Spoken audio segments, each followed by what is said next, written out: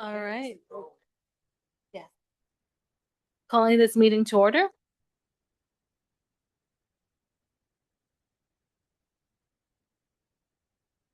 The board secretary will now do a roll call.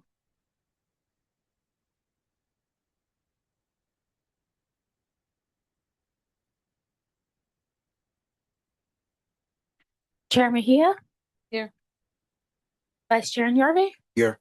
Secretary Treasurer Rawlings? Director Almeida? Director Angeles? Director Kemp? Director Sutton? Here. Directors Angeles and Rawlings have been excused. We have a quorum. Great. Now Elizabeth Brown represents the April 2026 Employees of the Month. Good afternoon, Chair Mejia, members of the board, Mr. McDonald, and all others assembled here today. I am Elizabeth Brown, Executive Director and Vice President of Organizational Development and Administration. In support of LBT's strategic priority of fostering employee engagement, it is my pleasure to acknowledge the Employees of the Month for April 2026. The Employees of the Month for April 2026 are Ray Flemister, Robert Ebert, and Joxanne Lara. Bus operator Ray Flemister has been with LBT for 4 years, and this is his first Employee of the Month nomination. He is currently assigned to LBT2. Operator Flemister demonstrates a commitment to excellent customer service, proactively seeking ways to improve his performance and deliver that higher level of service. He is consistently on time, maintains an exceptional safety record, and considers the customer first. Ray's commitment to continuous improvement, combined with his strong work ethic, make him a valued team member among his peers. Custodian Robert Ebert has been with LBT for 3 years, and this is his first Employee of the Month nomination. He is currently assigned to LBT 1. Robert is consistent and reliable in maintaining facilities, ensuring that working spaces are clean and comfortable for all employees.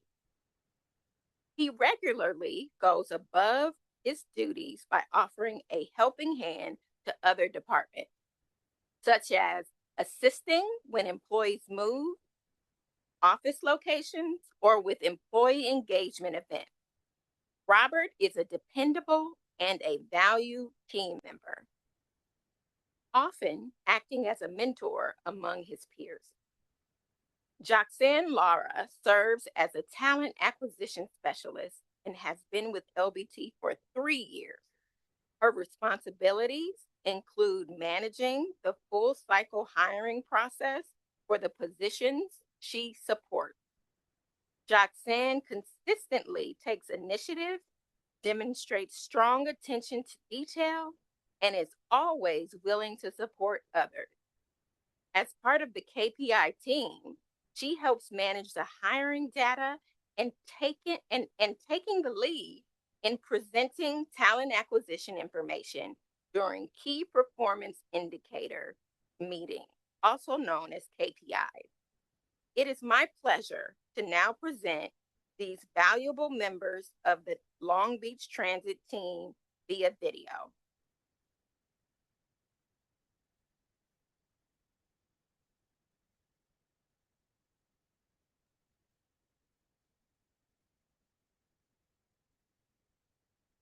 Hi, my name is Ray Flemister. I'm a bus operator. I've been with Long Beach Transit 4.5 years. My favorite part of working at Long Beach Transit is coming in, getting my bus, pulling out on time, and dealing with my customers every day, who I really, really enjoy, especially my Saturday and Sunday customers. I'm really appreciative to be Employee of the Month. I hadn't really thought about it. I just come to work, do my job every day, and try and have a lot of fun, but be very protective over my customers. And I'd like to take this time to thank management for having enough confidence in me to do the job. Thank you. Hello, my name is Robert Ebert. I've been a custodian 3 years at Long Beach Transit.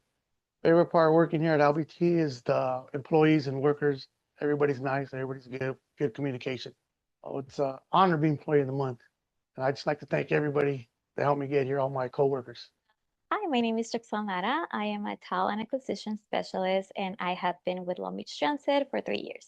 My favorite part of working at Long Beach Transit is being able to connect individuals with career opportunities that can make a great impact in their lives. I'm truly honored and grateful to be recognized as an Employee of the Month. This recognition means a lot to me and motivates me to continue doing my best. I'm really thankful for my manager's support and my team's support. Without them, this wouldn't be possible.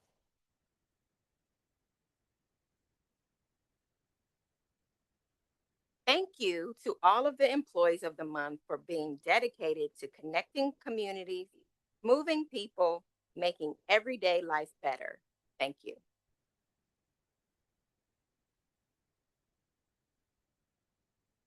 Great. Thank you so much. Are there any public comment on this item? All right. Seeing none, thank you so much, Elizabeth, and thank you to all of our employees of the month.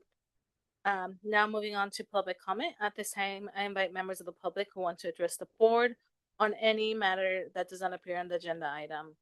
Do we have any public comment? Chair, yes, we do have one public comment. Danny Home.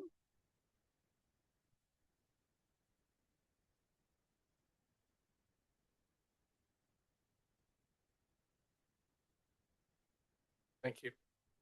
Good afternoon, board members. My name is Danny Holm, and this is my second meeting attended the Board of Long Beach Transit. I was here several weeks ago. I am a rider and a user of Long Beach Transit services, and so returning for that same reason. I was previously here at one of the 2026 board meetings. I expressed interest in expanded bus service that would serve me better. And the attendees of this meeting seemed receptive to that. I was referred to a staff member, and that person said that I could follow up and we could have a dialogue. I believe that person's name is Victoria. Fortunately, I took that card with me, attempted to contact Victoria. That email bounced and that phone number doesn't connect to anyone.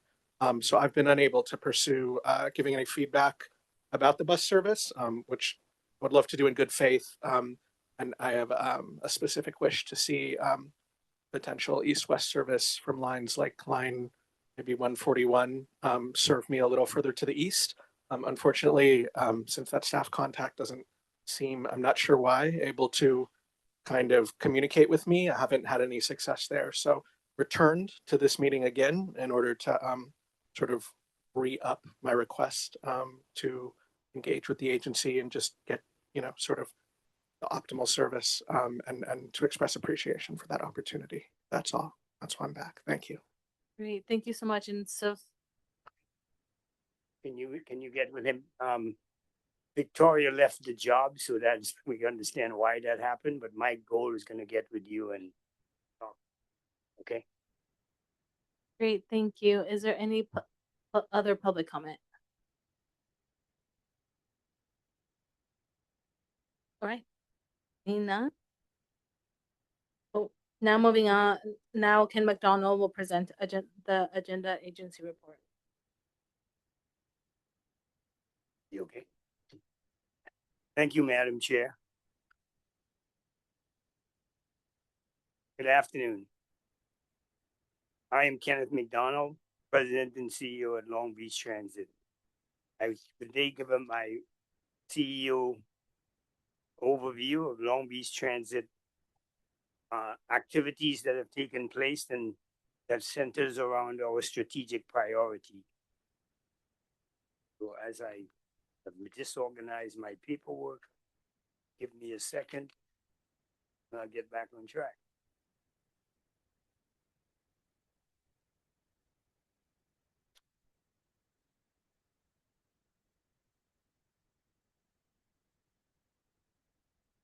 Okay. I think I got here. First, I'd like to provide a brief overview of Long Beach Transit 5-star bus rodeo that was hosted on Saturday, March 28th at LBT2. The event was a great success, bringing together operators and technicians from Long Beach Transit and 6 additional regional transit agencies for a safety-focused competition. Those agencies were Culver City Bus, Gardenia Municipal Bus Line, Montebello Bus Line, Torrance Transit, Santa Monica Big Blue Bus, and Norwalk Transit. We also welcome a strong turnout of regional and local attendees throughout the day. I want to thank all of the employees who participated in the competition, as well as the many staff who volunteered from time to time and helped host the event. I am pleased to recognize our award recipients, first place and pre-trip winner, Jesus Cortez, second place, Juan Quintina Alvarado, and third place, Michael Morris Pena. As a result of his performance, Jesus Cortez advanced to the Southern California Regional Bus Rodeo hosted by Omnitrans in San Bernardino, which took place on April 18th. Mr. Cortez, who placed in the regional competition, will advance to Apter International Bus Rodeo in Salt Lake City in Utah from May 15th to 19th for the final national competition.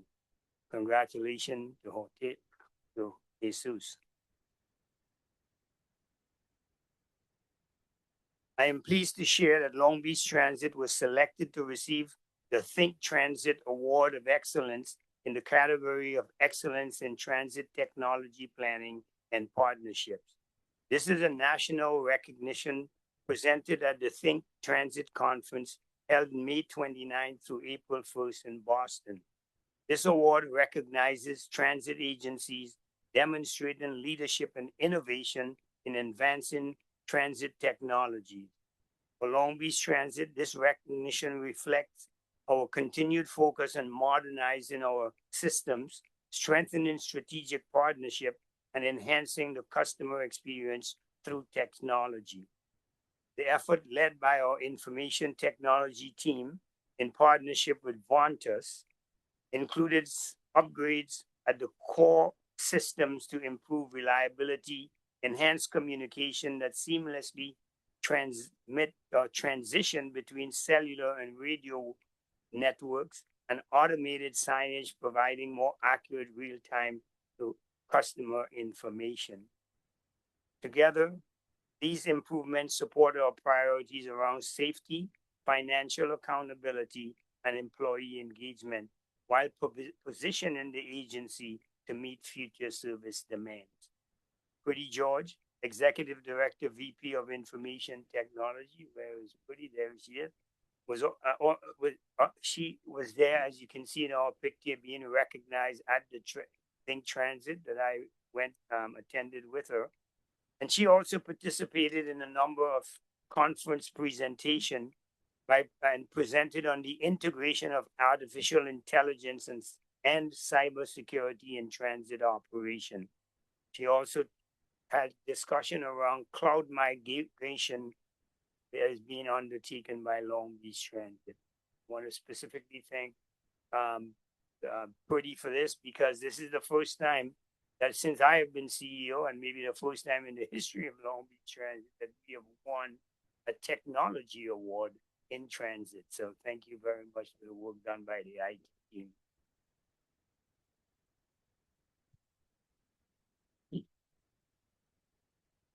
Long Beach Transit continues to expand its outreach to local colleges and universities, strengthening our connection with the next generation of professionals. At the California State University, Long Beach, staff partnered with the American Marketing Association to support students through both career preparation and industry engagement. Fabiola Robles, Manager of Talent Acquisition, where is Fabiola? Don't see, there she is. Participated in a resume and interview workshop, while Aranza, where's Aranja Savaria? There she is. From Manager of Communication and Marketing, spoke on brand storytelling, social strategy, and community-focused campaign. In addition, LBT hosted students from the Institute of Technology Engineers at the University of Southern California for a behind-the-scene tour of our Anaheim Street facility, including an overview of operation, maintenance, and our electrification infrastructure program. Those are the students in the middle of that picture. You see the students who visited our Anaheim facility. These efforts reflect our commitment to building a strong workshop and workforce through pipelines and increasing awareness of career opportunity in public transportation.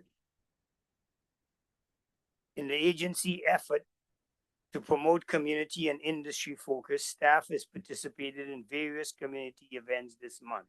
In April, LBT participated in the Cambodia Town Parade and Festival in celebration of Cambodia's New Year. The agency was represented at the parade with a decorated battery electric bus and participation from LBT employees, their family, Chair Mahir and Vice Chair Raul Nanove.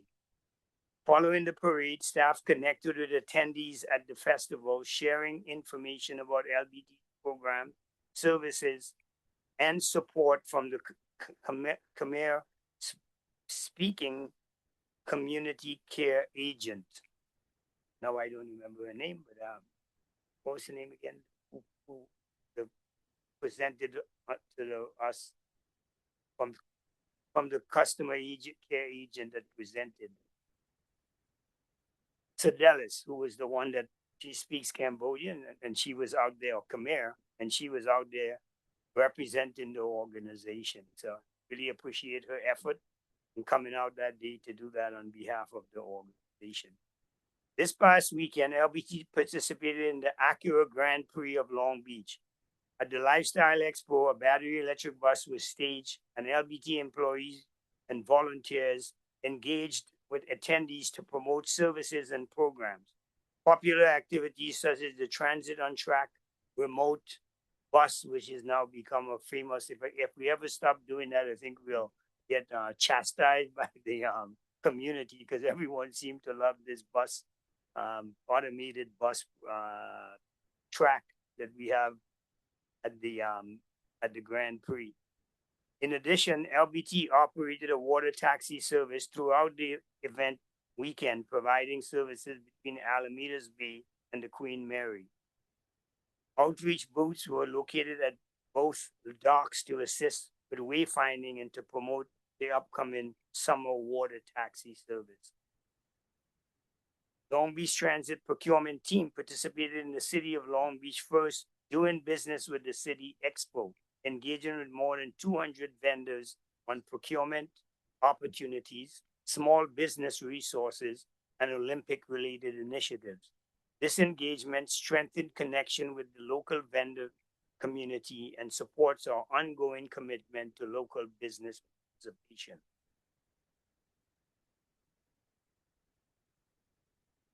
And finally, last week, Deputy CEO Kimberly Yu and Marisol Baharis, Marisol, always I pronounce her name incorrectly.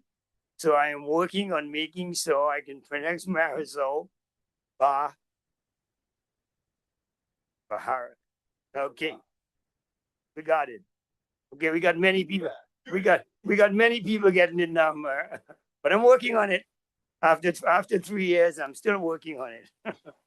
So I know I'll get it in the end. We attended the 2026 APTA Legislative Conference in Washington, D.C., where public transit agencies engage with federal lawmakers to address the industry issue and advocate for policy changes. On your desk is a copy of the document that was shared with all of the legislators when we were in Washington, D.C. It's outlined some of our talking points on the right and the documents that we went through about Long Beach Transit. It's a pretty detailed document in a very small folder, so please take an opportunity to look at it. At the conference, the LBT delegation met with influential members of Congress and the Senate staff to emphasize crucial priorities, share key messages nationally, and provide updates on LBT's operational funding and service requirement. LBT service coverage within each congressional district was discussed. Findings from our customer and community survey emphasizing the national impact of Long Beach Transit, student ridership trends and their influence on education outcomes in LBT's operational funding, preparation underway for major upcoming events, including the FIFA World Cup and the LA 28 Olympics and Paralympics, and the recently released FTA ferry electric and low emitting ferries program funding program and the opportunities for support for that program for LBT to go to the zero emission path. The LBT team also followed up with 4 discretionary spending appropriation requests or earmarks submitted to both Congress and to Senate. These requests aim to secure additional funding for updates of the First Street Transit Mall, totaling $720,000. I am pleased to share that Congressman Robert Garcia has chosen LBT's First Street Transit Mall project for consideration by the Appropriation Committee, and he expects it will be included in the upcoming funding bill before Congress. It's a very big deal for us that Robert was able to help us to move this project forward, and we hope that when they pass the appropriation, we will be part of that funding. Additionally, as Optim members, one key legislative message was the urgency for Congress and the administration to enact a long-term Surface Transportation Authorization Act that builds upon the current investment level and meets the real needs of transit customers and communities across the country. This bill has been moved back. It was first said it would be brought to Congress in December. It moved to January, moved to February, moved to March, April. We're now told it should be moving to Congress in May. The main focus of this, if this bill does not pass by September of 2026, all funding that is in that bill for transit goes to zero. So this is a very, very important part of the funding that has to happen in Congress in terms of the surface transportation for across the country, not just Long Beach Transit, but everyone else. So there's a main central point of why we were in DC. It had to do with looking at having this surface transportation long-term program, an appropriation program funded so that we can move forward before September. So that's a very critical date. I think it's September 26, 2026 is the date. And as part of our ongoing government relation effort, each board member has the government left behind that is given to you. So please, you look at it. If you have any questions, I'll try my best to get with you and answer any comments or questions you have from the package. With that, before I close, I would like to give the members who were at the Cambodian parade, if there's anything that they would like to say or share, who were at the attendance with staff. Thank you. Sure. Great job. I think the Cambodian parade I think we had the best float, so it was well decorated. So thank you so much to the team that went out the day before and decorated. We definitely do appreciate it. I know community was really excited to get those flags. So I think that was a really cool thing that we do. So I just wanted to thank staff for everything that they do. Every year, every parade, they do an awesome job with the decorations and their commitment to the community. So thank you very much. And also, Ken, it was nice seeing you in a baseball cap and a little bit more casual. Some of that. With that, you can see there are a lot going on, and this is the busy season in terms of next month, early next month is the conference in Sacramento that has to do with regional and state funding. So that's another one that is a big part of where we're going here when we talk about funding for transit in California. With that ends my CEO report. Thank you.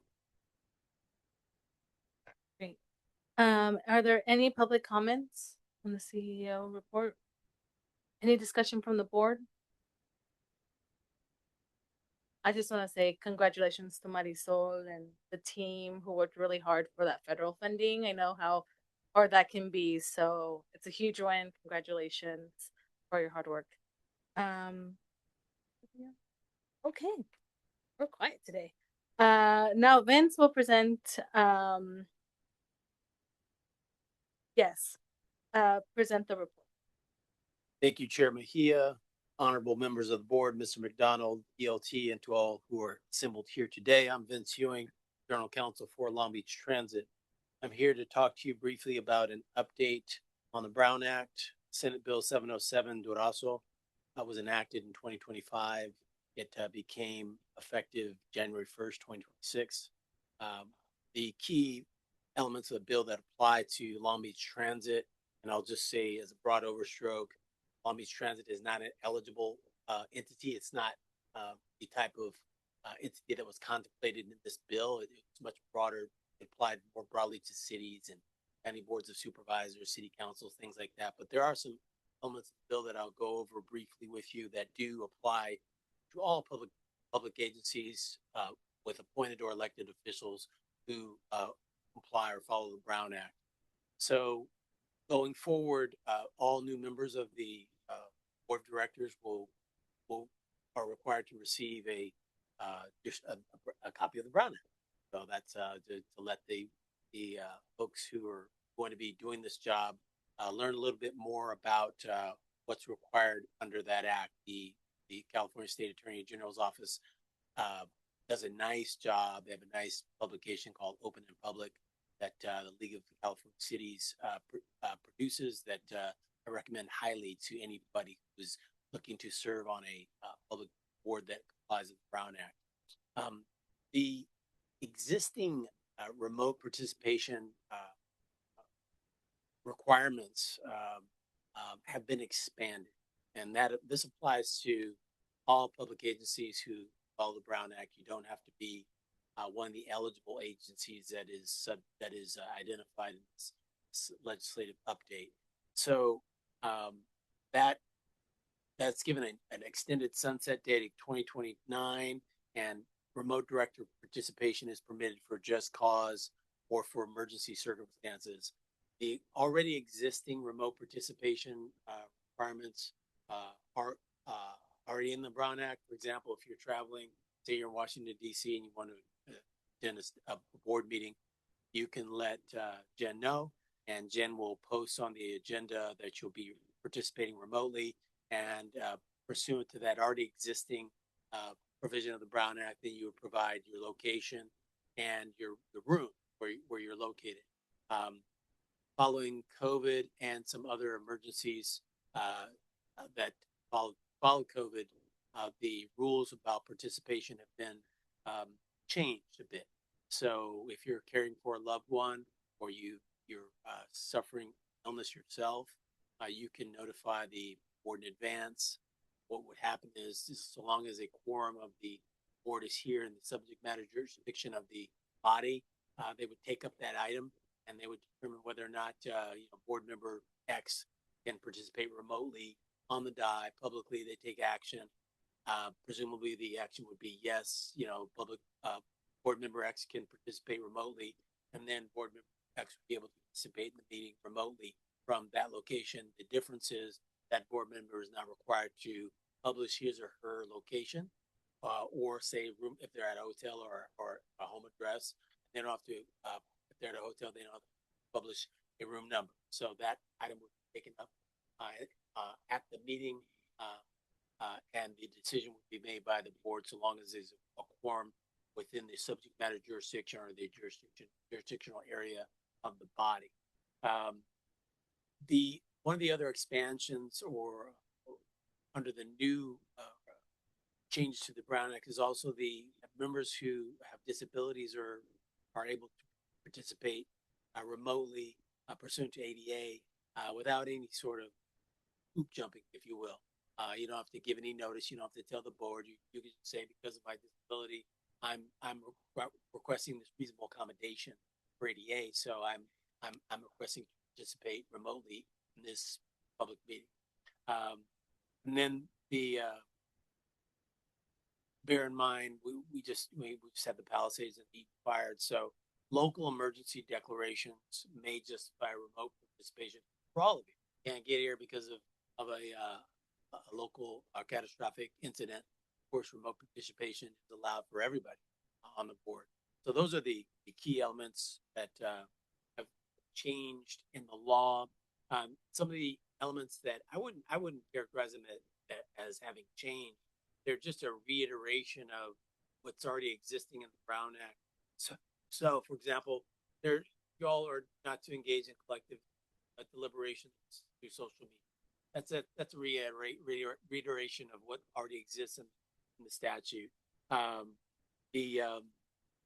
When you're to talk about executive or talking about changes in Ken's compensation, that is to be announced in public in an open session after you reach that, whatever that number is. That's not a change, particularly, and that has been done historically with this organization.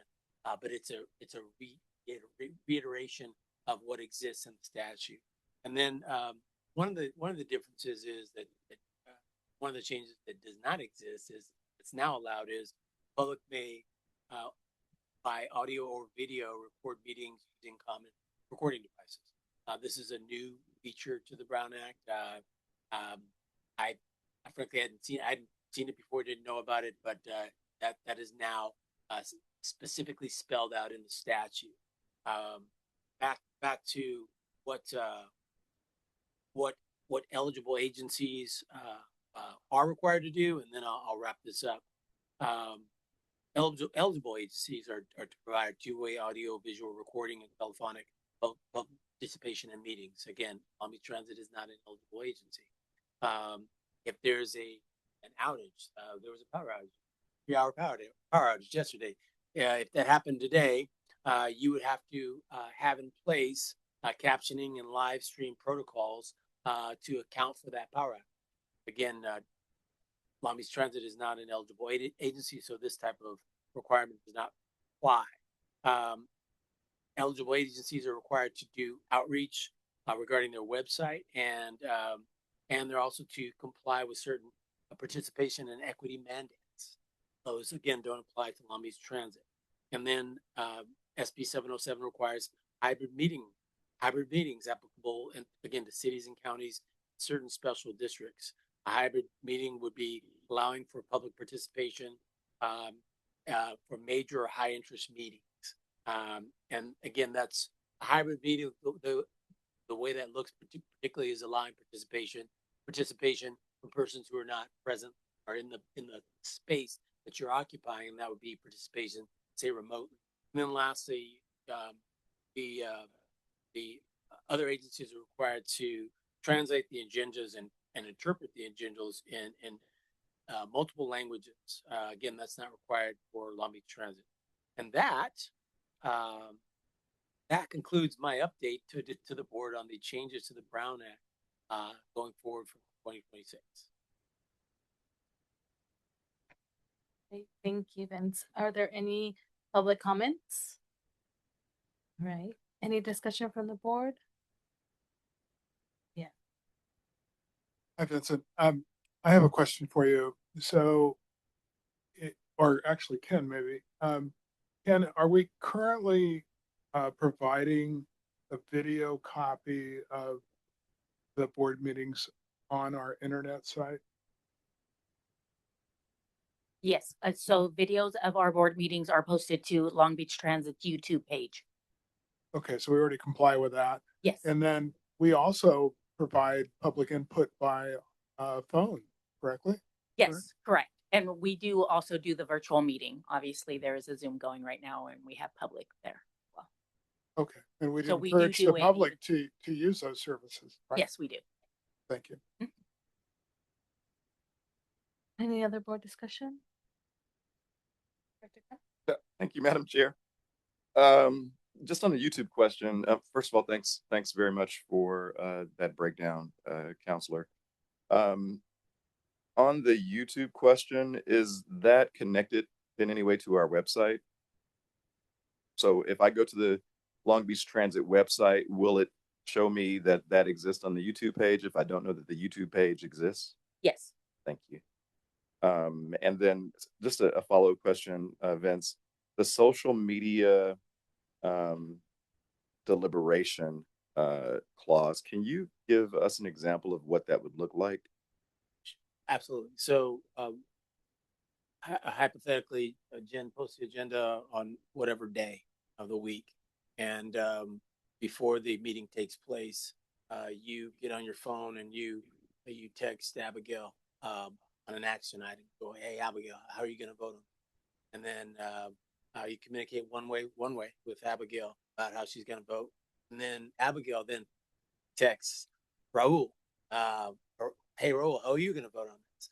And then Raul texts James, and then so what you have is collective deliberation through social media. Social media being the phone, not it could be IG, it could be Facebook, it could be any one of these platforms. But you're collectively deliberating and reaching a decision outside of the board itself, potentially. So, and then it's similar to the telephone game that Kenny learned about on a time in kindergarten. So someone says something to someone. So you convey your vote. Abigail conveys her vote to you. Abigail conveys your vote, her vote, and asks Raul what his vote's going to be. Then she conveys that to James. Now James knows what all the votes are going to be on that particular agenda item, and then maybe James by himself, now he has all that information, talks to David, says, okay, this is how this action item is looking now. That's an example of collective deliberation and communication that's prohibited by law. Yeah, I appreciate that, and appreciate the telephone game reference. I guess what I'm not clear about though is the specific use of social media and what the definition of that is, because if that string of communication, as you described, happens via text message, is there something specific that we should be aware or concerned about as it relates to social media as defined, and how is social media defined? Because that doesn't speak to social media. Yeah, so there's a case that's actually on point that happened in California, and the communications happened in the comment sections of Facebook. And there was another case where the communications happened, the kind of communications I described, in the comment sections on Instagram. So those are defined as social media platforms, and the elected or appointed officials communicated, deliberated, and then reached a decision on an action item before the meeting actually. Got it. I appreciate the clarification. Any other additional discussion? Great. Well, thank you, Vince. Now we will move on to the consent calendar. All matters included on the consent calendar are considered routine by LBT Board of Directors and will enact by one motion. There will be no separate discussion of these items unless a member of the Board of Directors or the public so requests, in which an event the matter should be removed from the consent calendar as a separate item. Do I hear a motion to approve the consent calendar? So moved. Is there a second? I'll second. Chair, I'd like to pull item number 7. Just to clarify some typos and corrections. The clerical minor issues, it doesn't change the substance of the minutes. So in that case, will we still move on with the motions that we have in place? Yeah. Yes. Okay, perfect. All right, so then we call for a vote. Would you Sure, like me to Mia? tell you what the typos are, or do you want, I can email them? I can see them right now, right? Yeah, you can send right now. You could, Or- so you take up the motion that you have on the floor, right, for the approving the consent agenda items, and then you deliberate or discuss the other item pulled after. Okay. Call for vote. Chair Mejia, Aye. Vice Chair Yerbe. Aye. Secretary Treasurer Rawlings, Director Almeida. Aye. Director Angeles, Director Kemp. Aye. Director Sutton. I will abstain, having not been here last meeting. Directors Angeles and Rawlings have been excused. Do you want to discuss the agenda item?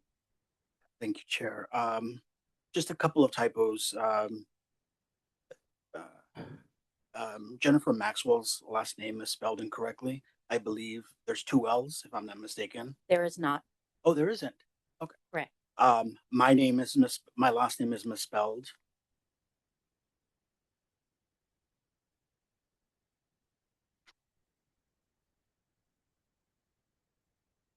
Those were the two minor.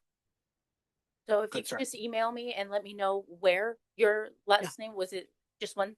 No, Oh, multiple. Okay. multiple times. Yeah. All right. Thank you. The motion carries. The consent calendar is approved. For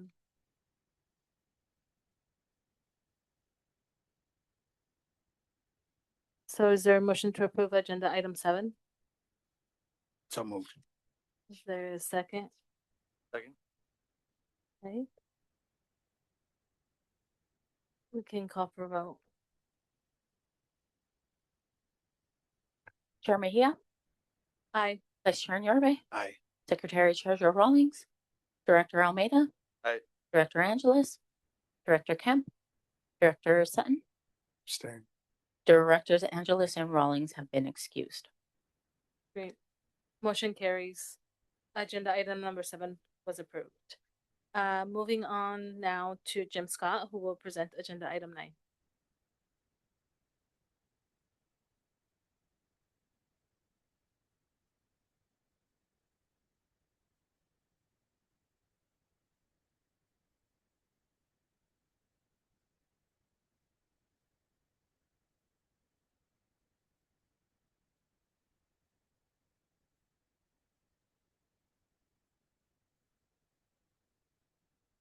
Good afternoon, Chair Mejia, members of the board, Mr. McDonald, and to all who are assembled here. My name is James Scott, and I am the Executive Director and Vice President of Maintenance and Infrastructure. I am before you today to request the board to authorize the President and CEO to enter into a 3-year contract with 2 one-year options with Mearmac Energy Group for the purchase of unleaded gasoline fuel.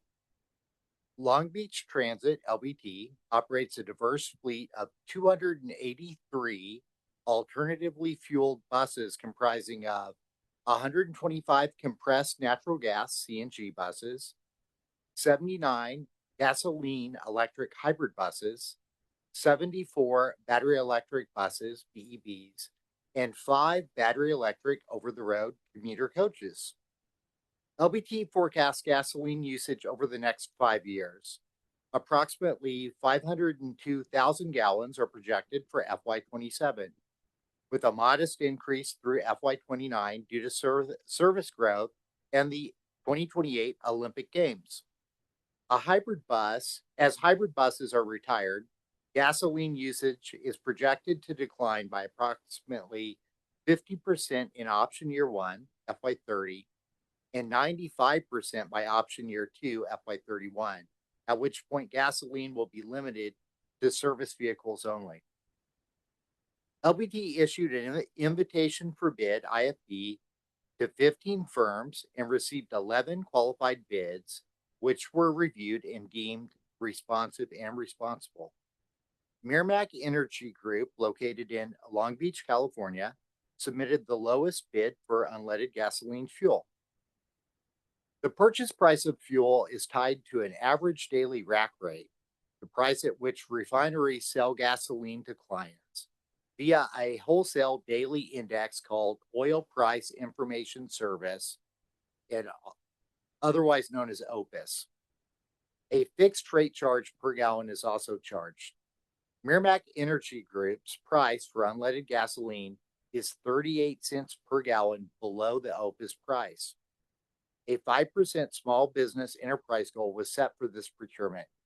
Mearmac Energy and all the subcontractors are certified SPE firms, resulting in 100% SPE participation. As part of the annual operating budget process, LBT recommends a fuel and lubricants budget based on estimates of fuel usage and prices for the coming fiscal year. The projected costs in this recommended action are based on a price per gallon of $5.25 for unleaded fuel. Funds for year one of this contract will be included in the fiscal year 2027 operating budget. Funds for following years will be included in future operating budgets. Staff is requesting LBT's Board of Directors to authorize the President and CEO to enter into a 3-year contract with Merrimack Energy Group for the purchase of unleaded gasoline fuel at a cost of $8,224,367 with 2 one-year options at $1,465,465 for option year one and $167,627 for option year two, including a 10% contingency in the amount of $985,746 for a total authorization amount not to exceed $10,843,205. This concludes my presentation. Thank you. Great. Do I hear a motion to approve the recommendation? So moved. Is there a second? Second. Right. Is there any public comment? Any further discussion from the board? Director Norvig? Thank you, Chair. Thank you for the presentation. Just one quick question to clarify. In the final paragraph on the recommendation, why is there such a dramatic difference between 1,465,000, et cetera, and then 167,627? It's such a huge gap. Yeah, because at that point, all of our buses that require gasoline will be retired. So at that point, we'll only be purchasing gasoline for our service vehicles, which are Toyota Corollas. That makes sense. Something along that line. Thank you. Any additional discussion from the board? Seeing none, call for a vote. Chair Mejia, Aye. Vice Chair Nyarve. Aye. Secretary Treasurer Rawlings, Director Almeida. Aye. Director Angeles, Director Kemp, Director Sutton. Aye. Directors Angeles and Rawlings have been excused. Great. The motion carries. The recommendation to authorize President and CEO to enter into 3-year contract with Merrimack Energy Group to purchase unleaded gasoline fuel at a cost of $8,224,367 with a 2 one-year option at $1,465,465 for an option year one for $167,627 for year two, including a 10% contingency in the amount of $985,746 for a total authorization amount not to exceed $10,848,205 is approved. Thank you so much. And Billy Anderson will present agenda item 10.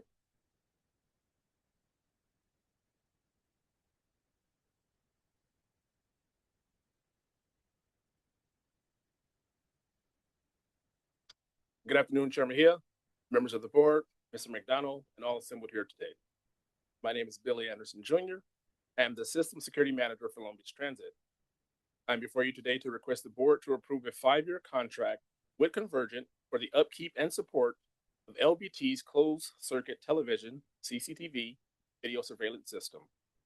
CCTV video surveillance system has been in place at LBT for over 15 years, and it is a critical component of the overall safety and security programs. It ensures real-time monitoring, incident response, investigations, and coordination with law enforcement partners. The system is deployed across key operational areas, including the transit gallery, LBT facilities, admin locations. System reliability, uptime, and performance are essential elements to ensuring continuous situational awareness and effective response to security incidents. Service includes routine inspections, system diagnostics, software updates, hardware, hardware repairs and replacements, and technical support to ensure optimal performance. Ongoing support is critical in ensuring a safe and secure environment for our customers, employees, and community. A lapse in CCTV support could result in delayed repairs, reduced system reliability, and potential gaps in video coverage. LBT issued an RFP, multiple firms nationwide, and received 2 responsive proposals. These proposals were evaluated based on the following: qualifications of the firm, staff and project organization, technical and work plan, and pricing. Convergent, with its offices in La Palma, California, was found to be fair and reasonable by LBT's procurement department. A 5% small business enterprise SBE goal was set for this procurement. Convergent has committed to 5% of the contract costs to Federal Technology Solutions Incorporated, a certified SBE for camera replacement and installation work. Funds for year 1 of this contract will be included in FY27 operating budget. Funds for subsequent years will be included in future operating budgets. Therefore, staff is recommending LBT's Board of Directors authorize the President and CEO to enter into a 5-year contract with Convergent for the upkeep and support of LBT CCTV system at a cost of $1,044,841, including a 5% contingency in the amount of $52,242, for a total authorization amount not to exceed $1,097,083. This concludes my report. Great, thank you. Do I hear a motion to approve the recommendation? Is there a second? I'll second. Are there any public comment? Seeing none. Any discussion from the board? Oh, yes. Thank you for your presentation. What is I know you listed a bunch of things that the $1 million includes, but from my understanding, how does this work? Okay, so your camera's on, say, at the Long Beach Transit Center downtown. That feed goes where, and who sees it, and what do they do with it? So the camera feeds are struck into our guard shacks at LBT 1 and 2, in the system security office, which is my office, and our LBT dispatch centers. So it's been monitored 24/7. Okay, thank you. Does that include audio, or is it just video? Just video. Okay. And how long do you keep? I'm sorry. I feel like Columbo. How long do you feel? How long do you save the video that you get? Our retention policy is 30 days. 30 days. And is this related at all to the video that is captured inside and outside of the bus? This is a separate system. Totally separate. Okay. And is this, do you have any kind of AI or computer assistance with this video? We do have a virtual fence that surrounds our property, but it's not AI integrated. So there's no AI integration, but we do use video analytics to protect our properties. Okay. So what I was thinking here is that the computer would also be an aid that would see the video, technologically see it, and it would recognize behaviors that were not appropriate, let's say. That's what the virtual fence is for. So let's say if someone is trying to scale a fence, if you will, it would notify the security guard shack and those that are watching that there's some sort of intruder on trying to come onto the property. It's not necessarily AI integrated, but that's what the virtual fence is for, is to alert security. There's some sort of penetration that's trying to come into the property. Okay, thank you.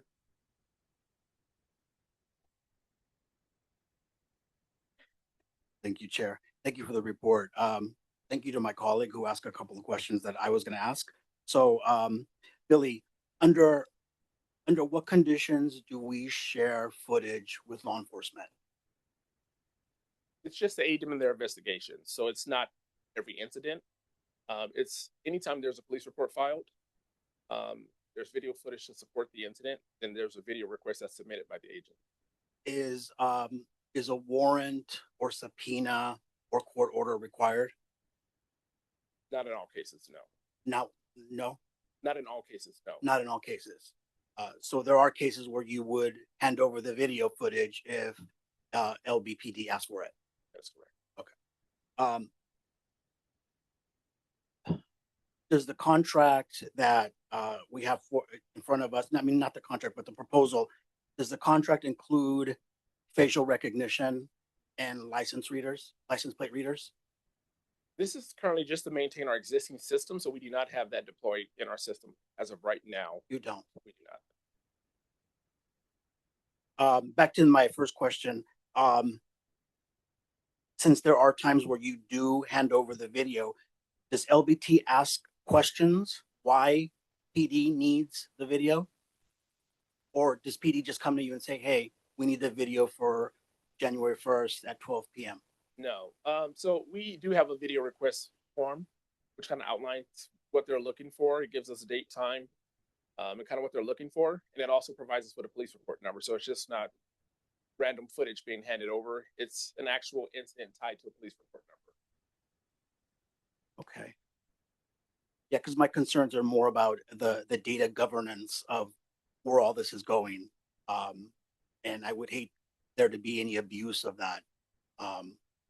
Have we had any problems in the past? Not to my knowledge. Okay. Thank you. Any other discussion from the board? Ken, were you going to say something? I was going to say that, that the police work, we have details that work directly with us. So they are part of our agency. They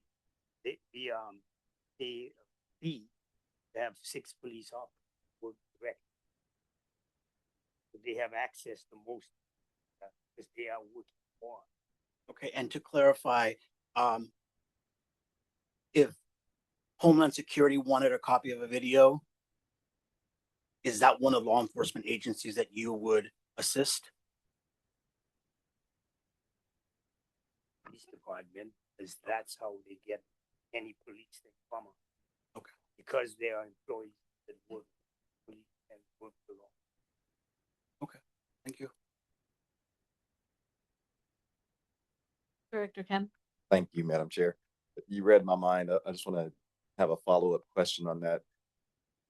Not sure if this is your concern. My concern is, protecting our writers who may or may not be documented citizens. And, as I recall from last month's meeting, a big portion of our ridership is Latino. And so, though I understand the CEO's description of the path through our local law enforcement, is there a scenario within which we would provide information directly to non-local agencies upon their request without a warrant? We do not provide if there's not a warrant. We made that pretty clear that the only how you can get those things from us outside of these you to a warrant. Thank you, and I appreciate that, and I do recall that discussion. I'm just not, I think it's important for us to reaffirm these things from time to time. And this presentation, which was very well done, I think is a perfect time to do that for our ridership. Thank you. Any additional comments? All right. Call for vote. Chair Mejia? Aye. Vice Chair Yorbe? Aye. Secretary Treasurer Rawlings? Director Almeida? Aye. Director Angeles? Director Kemp? Aye. Director Sutton? Aye. Directors Angeles and Rawlings have been excused.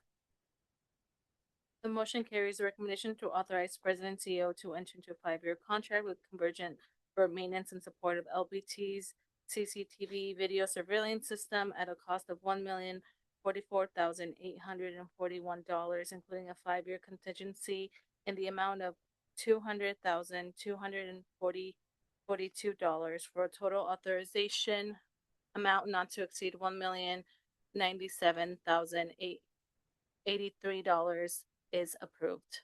Now Sergio Ortiz, and thank you. Sergio Ortiz will present agenda item 11.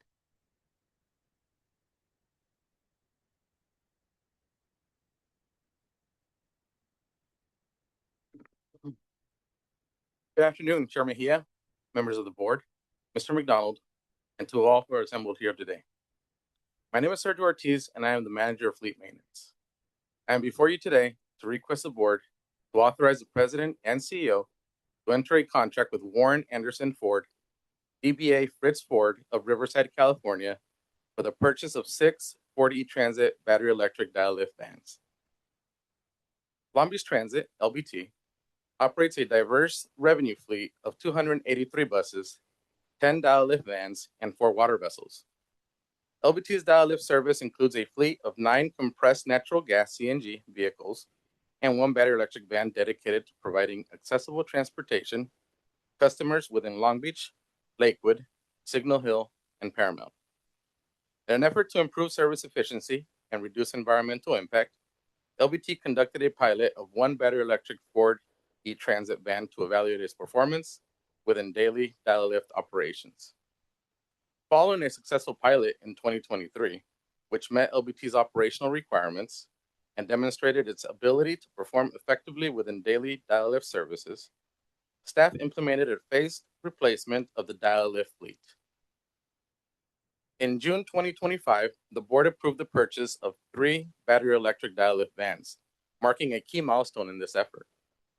These vehicles, which will replace the 3 CNG vehicles currently in service, have since been delivered and are currently undergoing commissioning and preparation for revenue service. The transition to electric vehicles supports LBT's sustainability goals and strategic priorities to enhance customer experience, improve safety and service quality, and exercise financial accountability. Notably, while the current CNG vehicles have capacity for 1 wheelchair passenger, the new battery electric Ford E-Transit vans accommodate 2 wheelchair passengers, enhancing accessibility for customers. The transition to electric dial lift vans also provides fuel and maintenance cost savings. These 6 new vehicles will be the final replacement phase of full fleet electrification. LBT issued an invitation for bids, IFB, for the purchase of 6 Ford E-Transit electric dial lift vans. The IFB was publicly advertised and posted on LBT's procurement portal, Planet Bids. LBT received 5 bids in response to the IFB solicitation. Fritz Ford of Riverside, California was the lowest responsive and responsible bidder. The LBT procurement department reviewed the bids received and found the bid submitted by Fritz Ford to be fair and reasonable. A small business enterprise, SBE, goal was not established for this solicitation due to the specialized nature of the vehicles and limited availability of manufacturers. Staff is requesting LBT's board of directors to authorize the president and CEO to enter into a contract with Warren Ford, DBA Fritz Ford of Riverside, California, for the purchase of 6 2026 Ford E-Transit battery electric dial lift vans at a cost of $698,589, with a 5% contingency of $34,930, for a total authorization amount not to exceed $733,519.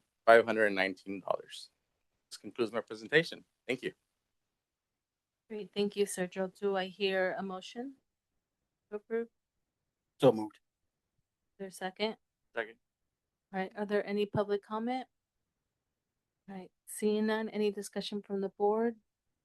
Yes, Director Norvin. Sergio, thank you. I support this item. I just have a couple of clerical things. I don't know if it's you or Jen, but it's Warren Anderson Ford. Is that correct? Correct. Okay, because in another place it just says Warren Ford. So I don't know, since this is a matter of public record, I don't know if it matters that we're consistent, but I'm coming from a consistency. And then also Fritz has 2 T's, and then there's another place where it has 1 T. I don't know if that matters. And is the full name DBA Fritz Ford of Riverside, California? Is that the full DBA name? I will have to clarify that. Okay, because if it is, it's missing that last part. I don't mean to put you on the spot. It's just, if this is public record, and just thought I'd let you know. So I don't know how staff would correct those. Thanks.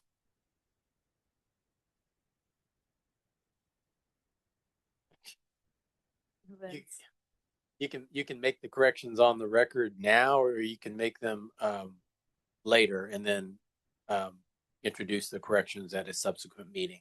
So it would, I would suggest, seeing as that Sergio said he needs to kind of confirm some spelling and so forth, and number of letters and so forth, that perhaps those corrections be made, the item be brought forth with the corrected language at the subsequent. Okay, but if this is a timely matter. It's an administrative correction. Oh, a minute. Okay, yeah, it's just a minute. It doesn't change the substance of. Right. I think that what we would make absolutely certain is that when the purchase order is done, that the right information is on the order. So we'll get procurement and make sure that the right doing business as is on the purchase order. That would make the public clear they want it. Yeah, Madam Chair, if I could. Yes. I want to thank my colleague for, consistently and thoroughly reviewing the agenda. I know this question has come up a couple of times during this meeting as to how to best address it. And I might recommend, if it is okay with the CEO and approved by council, that you continue to do that. I know that you will.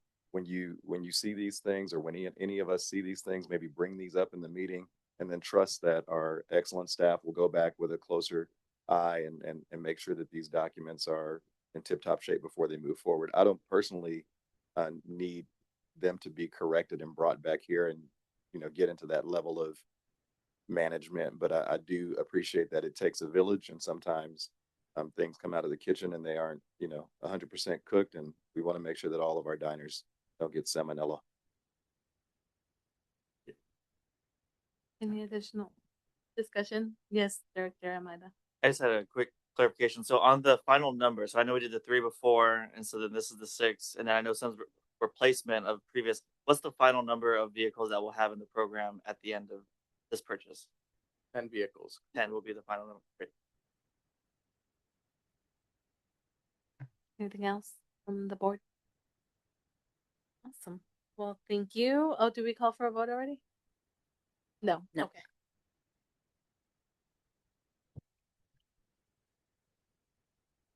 Chair Mejia. Aye. Vice Chair Nuri. Aye. Treasurer Rawlings. Director Almeida. Aye. Director Angeles. Director Kemp. Aye. Director Sutton. Aye. Directors Angeles and Rawlings have been excused. Great. The motion carries. A recommendation to authorize President and CEO to enter a contract with Warren Ford DBA Fritz Ford of Riverside, California, for the purchase of 6 2026 Ford E-Transit battery electric dial-lift vans at a cost of $698,589, with a 5% contingency of $44,930, for a total authorization amount not to exceed $733,519 is approved. Thank you so much, Sergio. Now we will go with Derek Rowland, who will present agenda item 12.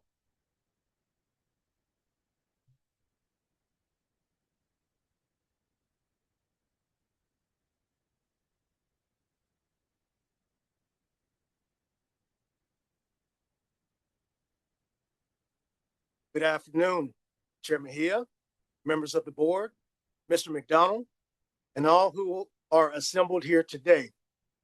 My name is Derek Rowland, Manager of Environmental Health and Safety, and I am here to request board adoption of Long Beach Transit's 2026 Public Transportation Agency Safety Plan, including updated safety performance targets required by the Federal Transit Administration.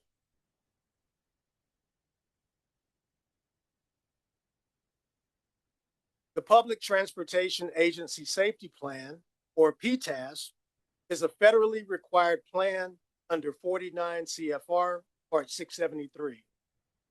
It outlines how the agency manages safety through its safety management system. The bipartisan infrastructure law, which requires agencies to establish a safety committee composed of an equal number of union employee representatives and management representatives.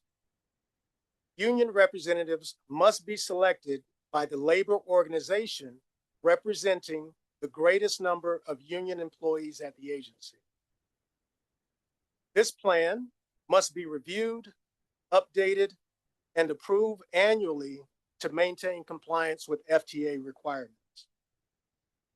The board most recently approved the adoption of the 2025 PTAS last year to comply with the final rule set by the FTA.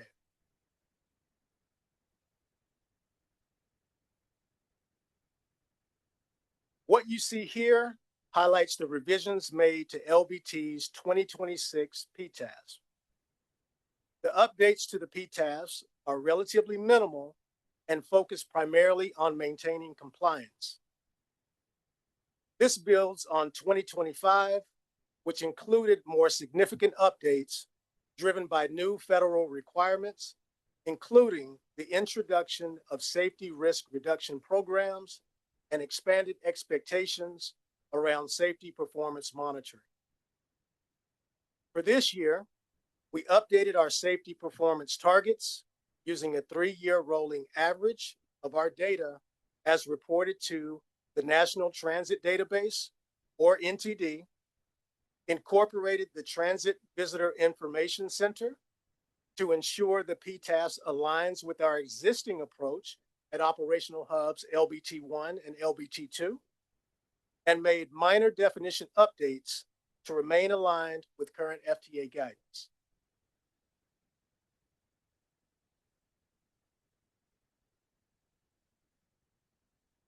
Safety performance targets are federally required metrics used to monitor safety performance across the system. They focus on key areas such as injuries, collisions, and employee safety, and are reported separately for fixed route and paratransit operations using standardized federal methodology. These targets provide a consistent way to track performance, identify trends, and guide safety improvement efforts. I'll now walk you through our actual performance targets for each mode.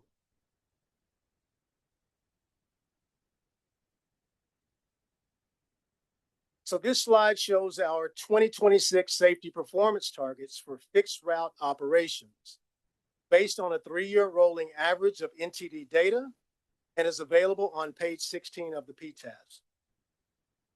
Asterisk symbols are used in the table to communicate that the category was not required to be reported to the NTD prior to 2024 amendments. Thus, the data is unavailable. While the number of major events increased, we've analyzed the underlying drivers, noting that these are federally defined higher severity incidents. A significant portion of these events are driven by external factors, including accidents where our buses are struck by other vehicles, such as rear-end collisions, as well as passenger-related events. These events are not concentrated in specific locations and are more broadly distributed across the system, reinforcing the role of external factors. Of the 17 total major events, 12, approximately 70%, were determined to be non-preventable, reinforcing that many of these events are influenced by factors outside of operator control.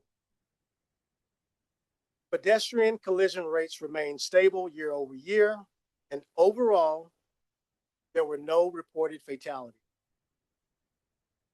From an injury standpoint, we did see an increase year over year, with approximately 45%, or 13 of the 29 total injuries related to passenger falls during boarding, alighting, and passenger movement within the vehicle, which we've identified as a primary driver.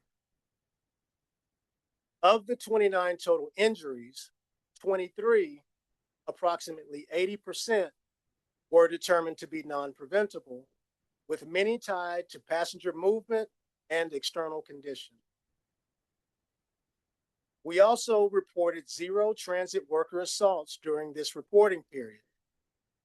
This reflects both our focus on de-escalation training and strengthened protections at the state level through Assembly Bill 394, which enhances penalties and protections for transit.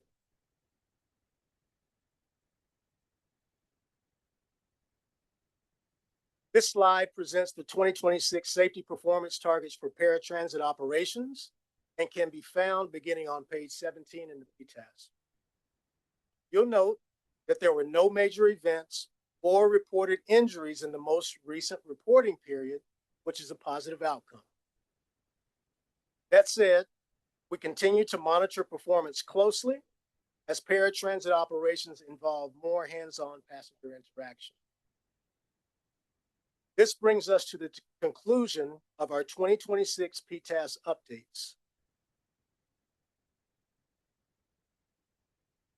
In closing, staff is requesting the Board of Directors adopt Long Beach Transit's 2026 Public Transportation Agency Safety Plan to ensure continued compliance with federal requirements and to support ongoing safety performance monitoring and improvement across the agency.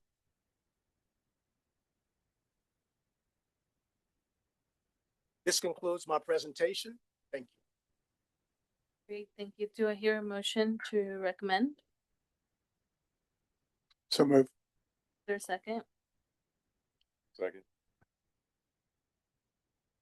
Are there any public comments? None. Any discussion from the board? Oh, yes. Great report. Thank you. And thank you, Ken, for introducing us to more of your management team. We appreciate seeing new faces up here and sharing the pain with all of us. Thank you. I'd like to ask you a couple questions. If you'd go back to your chart before access services, or the that chart it looks to me like traffic accidents, everything is kind of up from the year previous. What I'd like to know is, has traffic increased in general? What contributing factors do you see in answering the question of why are we seeing this increase?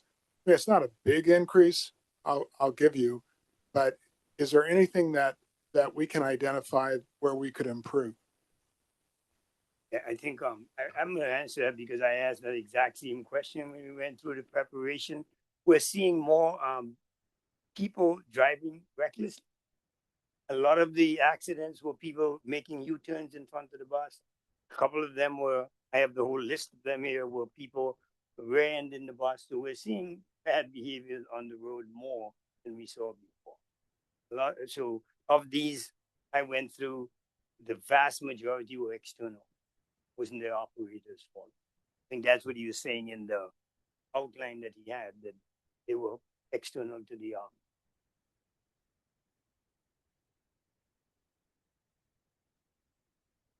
Oh, yes. Christopher? So this is great. Thank you for the work on it. I mean, I think the city is experiencing a sharp, I don't know how to word it, but upturn in people not following traffic laws, and it started under COVID and has actually accelerated. And Josh's group is trying to come up with engineering solutions, which is unfortunate because we're not engineering for people following the rules. We're engineering for a given that people aren't going to follow posted speed limits, that they're going to make illegal maneuvers with their car. It's very sad, but that is sort of the condition in which we live. But I think despite that and the slight increases, it's actually a great piece of data because we're operating a very safe system. And I think we have to figure out a way to communicate that, because last month we got a report from Mike about how, good reviews, but both our riders and outside folks think that there are safety issues on our system, which isn't necessarily the truth. So I think we have to be able to, I know it's not zero incidents, but we need to be able to communicate the high level of safety that we are achieving. And it should be something that we're proud of, and no violent incidents against, a driver was just a moment in the presentation, but it's something to be very proud of and is an accomplishment that we should own, communicate out. I want to express I truly appreciate that, because that is something that, we used to have a lot of, I wouldn't say a lot, we had to me too many interaction between operators and the public on the bus, and we spent a lot of time with that. Our transit ambassadors did a really important part of de-escalating things before we bring the police in.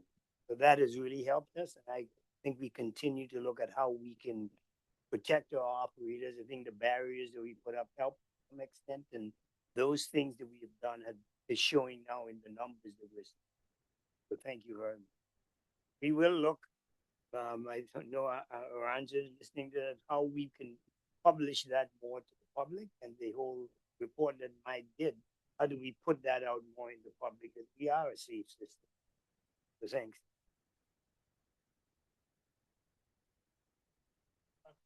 I think one way to do that is to show that being on our bus is safer than being in the city, than walking anywhere in the city. And I think the stats. I'm just saying.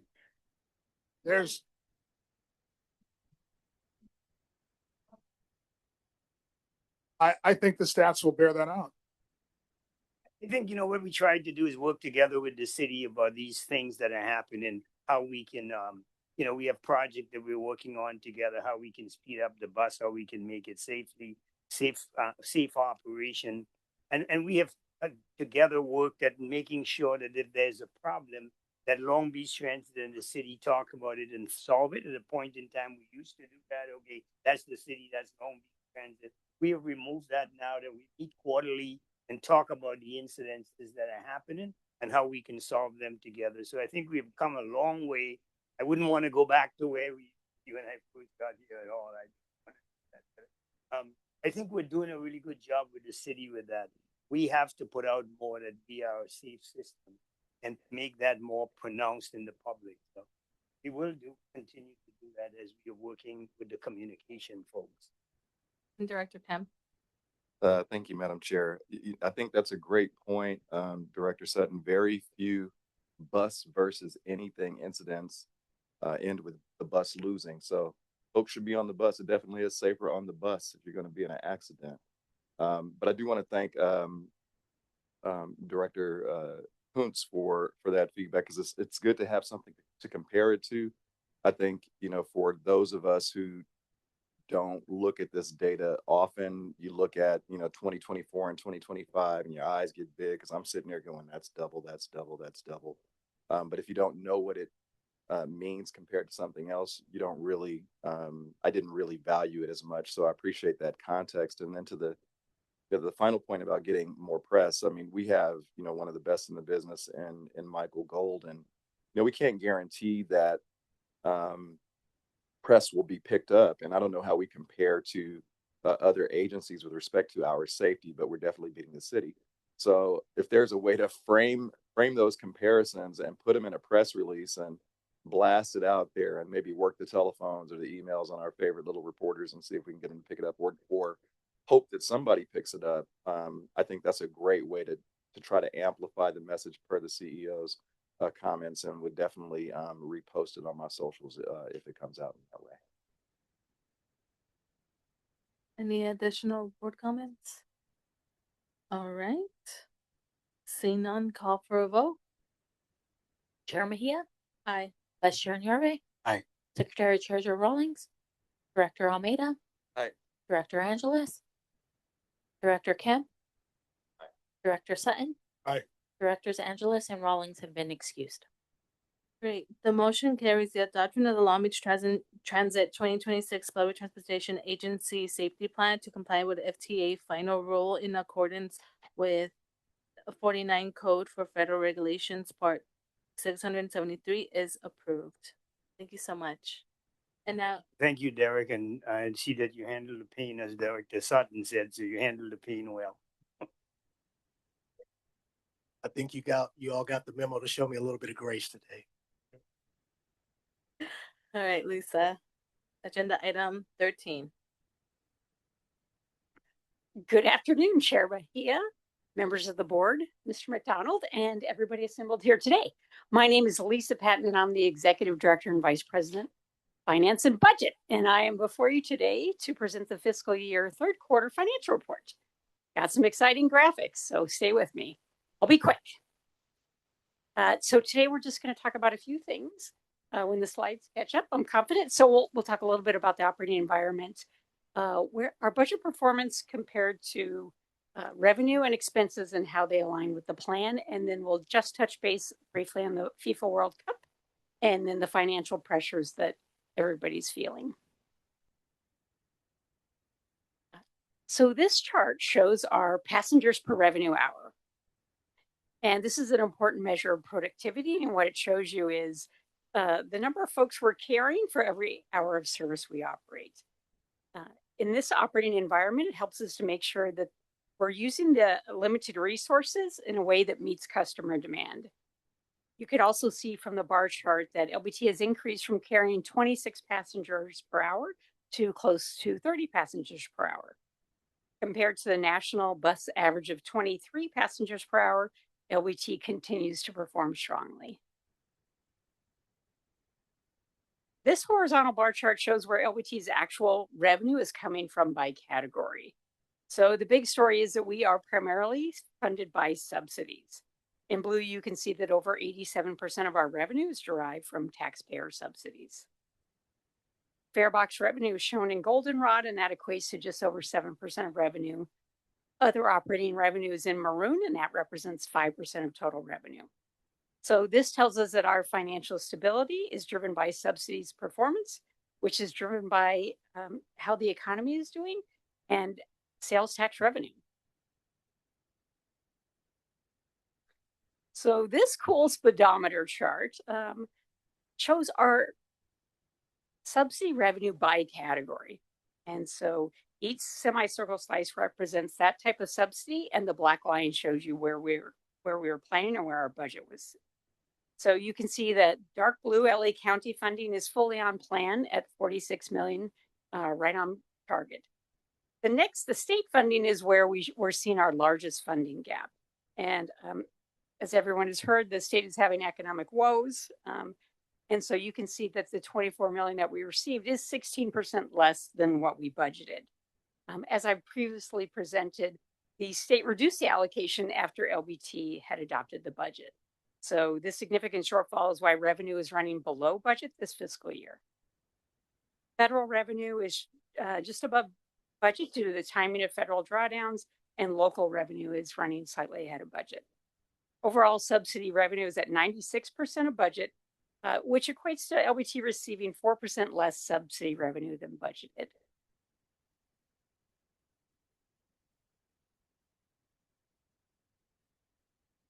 Our revenue flow to core business category shows how LBT's inbound revenue is distributed across our core business categories. This is through the first 3 quarters of the year, and this shows us visually how the revenue to the business areas were funded and how they were spent, making it easy to see which functions spend the largest or smallest portions of the budget.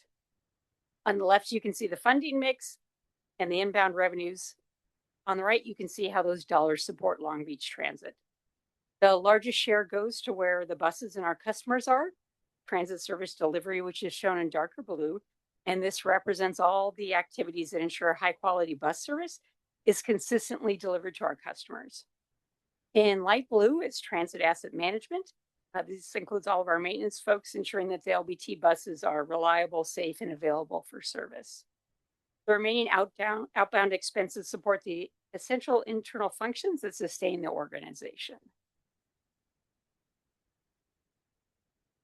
This chart shows actual expenses compared to budget after the first 3 quarters.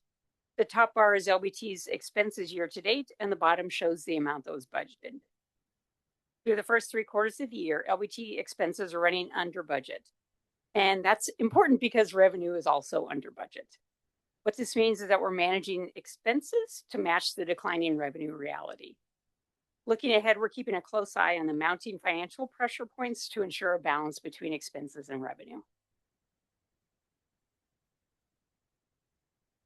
While our current expenses reflect the cost of delivering service day to day, we're also planning for future demands that will require additional service. One of the most important that's coming up is the FIFA World Cup.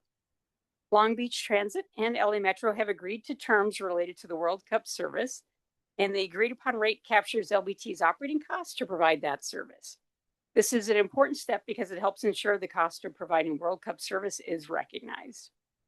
Discussions are still continuing with LA Metro on the opportunity for them to help fund additional transit ambassador security and additional customer service representatives.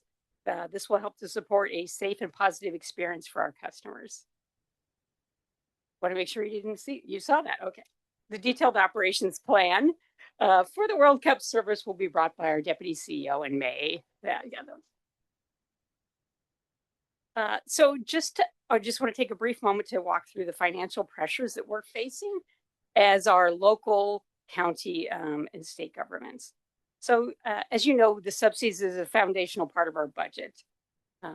We depend on a combination of subsidies to maintain our service levels and to support operator staffing. These subsidy sources allow us to keep fares affordable while still delivering essentially high quality service. We hear a lot in the news at the local level, at the state level, what's happening with the decline in particular for us, it's sales tax revenue. So the less folks spend, the less income that comes to Long Beach Transit. Second, we are facing projected reductions and growing uncertainty in future grant funding. Economic and political conditions at both the state and the federal level are shifting, making long-term grant availability harder to predict. At the same time, the one-time federal stimulus funds that help stabilize operations have now been fully expended. This means the support we relied on to cushion operating costs is no longer available. And finally, we continue to experience steady cost growth across the organization. Inflation, higher costs, supply chain pressures are all contributing to rising operating expenses. At the same time, the zero-emission bus infrastructure continues to escalate in cost, and public liability and property damage insurance markets are also increasing. So together, these pressures are making it more expensive to provide service and creating added strain on our financial outlook moving forward. That completes my report. Thank you. Thank you. You always get an A++ for the presentations. Are there any public comments? Seeing none, any discussion from the board? Director Sutton and then Director Kemp. So I'm going to ask you the difficult question. How are you managing the gap between state funding and what we need to run our great service? Sure. So in fiscal year 26, we are managing our expenses to match the revenue. And so that requires all the departments, right, to pull together so that we stay within the amount of money that's coming in. So for FY26, everybody's contributing to that effort. So you're just cutting back this year. What about next year? So next year, we're in the middle of our budget preparation right now. I know that we have a meeting, I believe, with the executive committee next week, and the full budget will be brought to the board. There is no way moving forward to balance the budget without going into reserves and relying more on transferring our capital funds to operating. And so if the economy doesn't improve, there is a long-term deficit that everybody is facing. So we had, as you may recall, spread our federal stimulus funds over 3 years. And so in particular, last year, we took that money and we moved funds into deferred subsidies, and those will be used up in FY27. Yeah, I just want to say again, thank you for making numbers interesting. Shout out to you and your staff for all the animations, the bus going down the hill, the bus going up the hill, and of course, topical soccer graphics. So you make us all want to step our presentation games up in our other jobs. I might steal some of your stuff and add music. Maybe that's the only way I can beat you. I want to add something to what Director Sutton asked. Yeah, we are facing this year. I believe Lisa mentioned how we can balance the budget. We made a different plan from other agencies, is that we spread our stimulus funding over 3 years instead of spending it at one time and giving extensive raises or adding services that we couldn't afford. By next year, we will be facing a real deficit in the organization.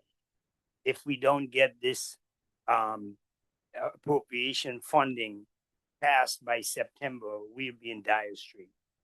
I want to make that really clear because that's where, not just us, the whole country. Because if you know what's going on now, there's the more pressure to fund the war, and that money has to come from somewhere, and that comes from the same sources it comes from. So if this is not passed in the next couple of months, we are going to be facing some dire straits. That's as real as it is right now in terms of what we're dealing with from the federal fund side. In the states, it mostly has to do with the economy. Lisa showed we're 15% below in the state. That to me is a crisis in terms of our economy, because all of that money comes from Measure R, Measure M. So those things are driven by taxation, and that if that funding is decreasing, it means the economy is decreasing. We that's as closely as we look and see it when we look. So when someone says that the economy is not going down, you just have to look at the state funding that we're getting, tell that it's moving in the wrong direction. So I just wanted to make that clear that we are going to be able to make good decisions from the past this year, but next year is going to be a real challenge for the org. I said that about 3 years ago, 28, 29 would be our problem, and you see it coming right now. So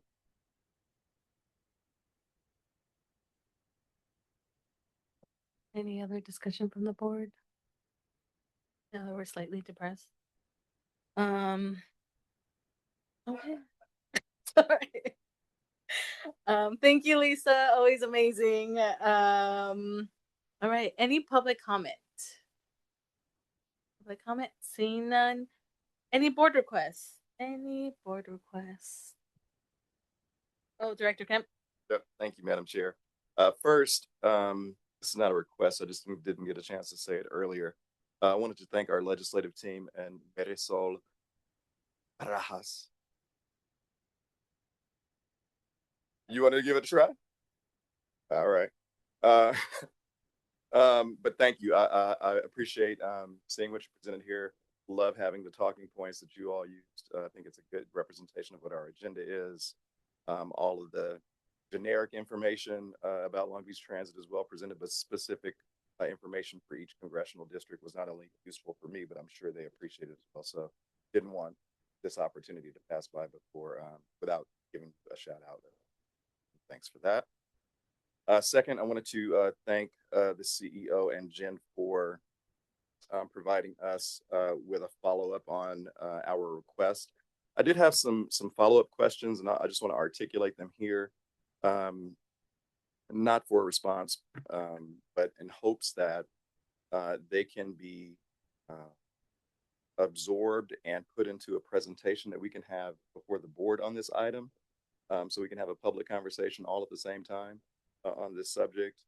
Some of the questions are, one, when will we unpause the DBA certification that we put in place in October 25 in response to concerns about federal actions? We did that in October 25. We paused it.